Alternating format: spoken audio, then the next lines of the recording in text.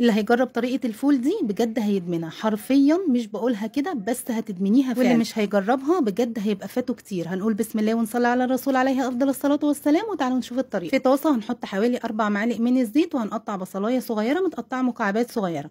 اول بقى ما البصلة تدبل هنقطع عليها فلفل حامي، وبعد كده هنضيف عليه فص ثوم مفروم، وبعد كده هننزل بطماطم متقطعه مكعبات صغيره، وهنضيف عليها ربع كوبايه ميه صغيره، وهنغطي الطماطم بتاعتنا علشان تتسبك معانا. وطبعا كل اللي هيشوفها هيقول ده فول بطماطم عادي، لا تعالوا بقى هنضيف اضافات عليه مختلفه هيخليه طعمه في حته تانية خالص. هنضيف عليه نص معلقه ملح، وكمان نص معلقه من الكمون، وهنضيف بقى معلقتين كبار من الطحينه، ونقلب الطحينه تقلبتين كده مع الطماطم بتاعتنا، وبعد كده هنضيف عليها الفول. والفول ده انا مدمساه في البيت مش بشتريه من بره، حسيت ان انا محتاجه كمان طحينه فزودت كمان معلقه طحينه كبيره، ووطيت عليه النار وسبته بقى حوالي 5 دقايق او 7 دقايق يتسبك مع بعضه بقى كده.